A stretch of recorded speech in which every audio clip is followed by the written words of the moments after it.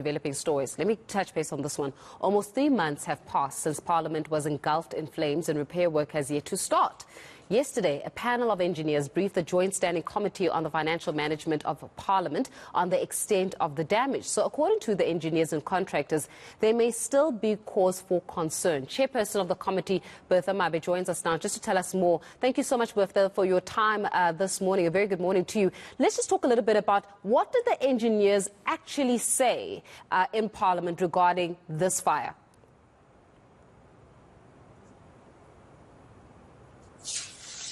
Good morning. Thank you very much. I think maybe it is important also to note that Public Works have appointed professionals that are currently conducting investigations, and that this is the first phase of the professional investigations. The report was presented yesterday. And for them to have come to any conclusion, they have used the visual assessment. So the place is still demarcated in some areas. It is still not permissible for people to access due to pending investigations. We're hoping that the Hawks will soon finish with the investigations and they will formally hand over the building to Public Works. The first thing that they are saying is that there is an estimated amount of 4,188 kiloliters of water that is stacked in the basement of Parliament. They said that they worked from 6 a.m. to 6 p.m. To try and extract the water out of the building. And that they've been granted permission by the city of Cape Town to deposit the water into the sewer lines. They have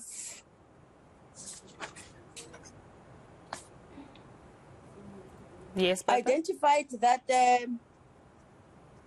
the building, it is not completely damaged. There are parts of the building where there are serious structural problems, but there are parts of the building that can still be occupied. But that report can only be presented in the second phase of the report.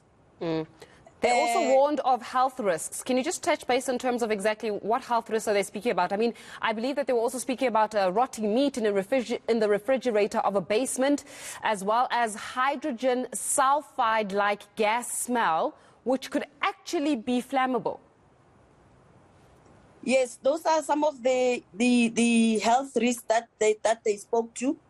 They also said that the timber floor is completely bent away in certain areas.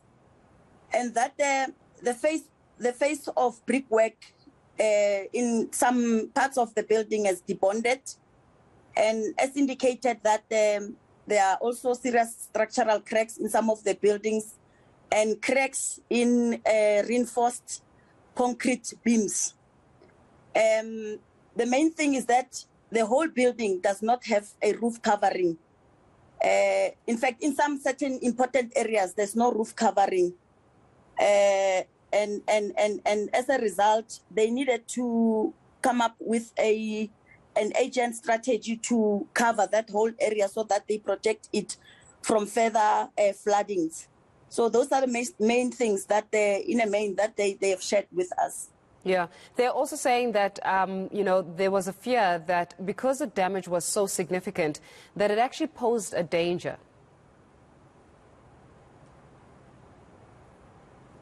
Yes, it actually poses a danger, but they did not come to a final conclusion. Remember, this is the first phase of them trying to check first safety. Once they have taken the water out of the building, then they will then be able to tell us as to whether the building will be safe for occupation or not. Yeah. Well, just in terms of even some of these findings by the engineers, does it not make you concerned around just the work and the money the subsequent finances that would need to be, garnered up to restore Parliament to its previous glory? Well, it is quite a worrying factor. I mean, looking at the pictures, it shows that the damage is quite severe. It will definitely cost a lot of money, even though they haven't yet started with the costing. The costing will only be in the next phase, that as soon as they are able to extract the water out of the building, then that's where the costing will start. But looking at the pictures, it is clear that it will definitely cost a lot of money. Yeah, so that I don't get in trouble with my producers there, Bertha, but is it not time that we think about moving Parliament to Pretoria? Well, moving Parliament to Pretoria, it has always been a topic. It has always been a topic that has been tested. But remember, we need to get a political decision. It needs to be a political decision. Parliament has to agree, that Parliament must be moved to Pretoria.